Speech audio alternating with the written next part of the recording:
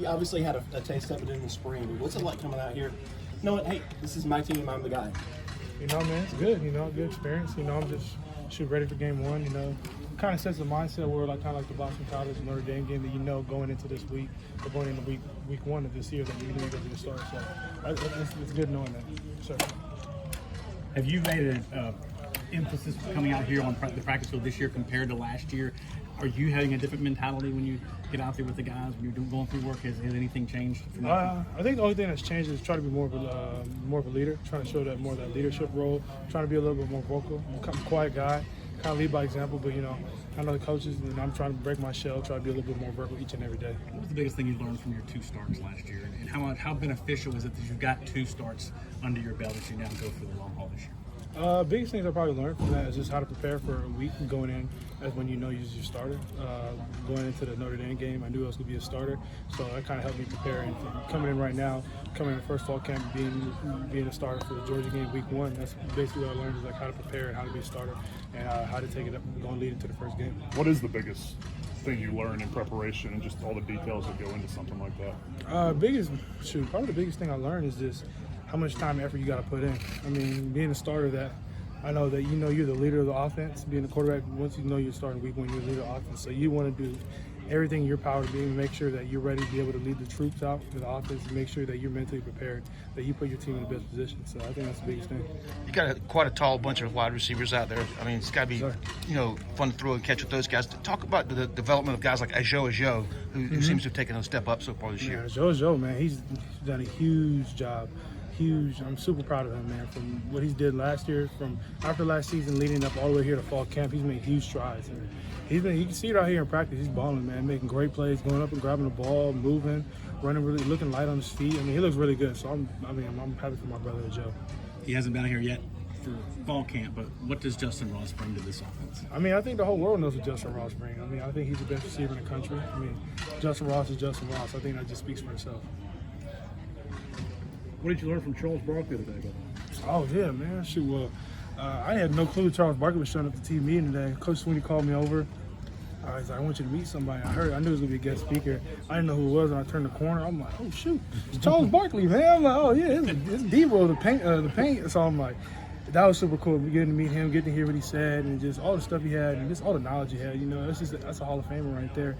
I mean, 2-time Olympic gold medalist, and then shoot.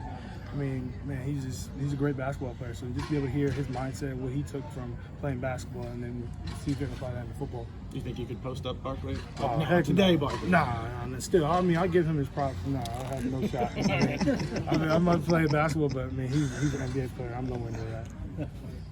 Probably golf better than him, right?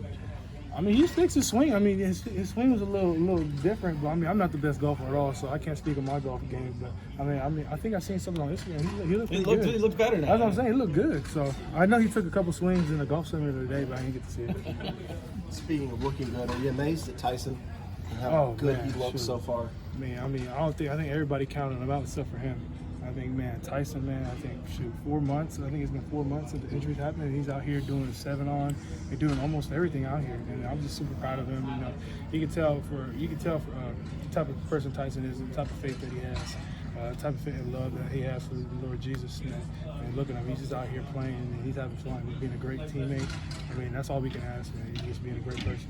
Have you spent some time this offseason looking at Georgia's defense, or are you going to wait till you get closer to that? No, I know. I've been looking at Georgia's defense. Think? Yeah, they look great defense. I mean, got great players, a lot of people coming back. I mean, got a great up front, great secondary, got a lot of transfers coming in, and it's going to be a good game. When you start with a caliber of opponent like that, do you think it sort of amps up the focus and attention to detail in camp, just knowing you have a smaller margin for error, just right off the bat? I think so. I think a little bit. I think for the most part, I think we're just all excited just to be able to play the first game. And then knowing that we have a quality opponent with Georgia, a real high caliber team, I think it just makes it that much more fun going through fall camp. I'm sure a lot will be made of the fact that you've got 2, high school rival QBs, Southern California guys. Certainly Alabama looks like it's going to have one as well.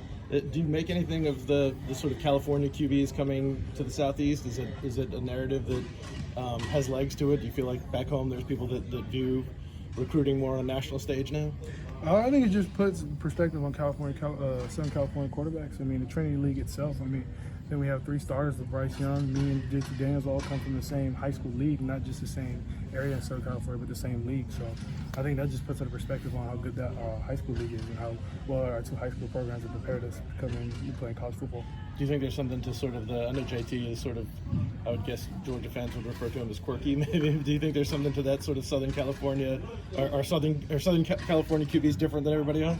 I mean, I don't know. I think maybe we have a little bit more. I think we have a little bit, just a little different than people, I guess. I feel like that's what every quarterback can come from where they're from. I think everyone's different, and you could just say that. You could probably say that for every quarterback coming from somewhere else. What did you learn from Trevor about how to prepare for a game? Did you come here thinking you knew how to prepare for a game, and were there any differences in what you thought you knew versus what you learned last year, how to get ready? Oh yeah, definitely. I mean, you know how to prepare for a game for high school, and you learn those basic materials. But when you get to college, it's a different level. You learn it from Coach Tree, you learn it from Trevor, you learn it from experienced guys here that've been here for a while, and you just kind of pick up on things, just different things that you add to your toolbox. A couple examples. Just spending a lot of time in the film room. Just how much time you need to spend in the film room, stuff like that. DJ, how would you describe your relationship with Paul Diaz, and how do you feel like he kind of shaped you into where you are right Coach now? Diaz? I love Coach Diaz, man. I mean, Coach Diaz, man, he's kind of almost like a father figure to me. I mean, I rode with him 4 years, going into high school. Rode with him every single day. I probably spent more time with him than probably any other coach. I mean, I drove to school with him. Rode home from him. We just had different daily talks. So me and Coach Diaz, man, we're super close. I love Coach Diaz.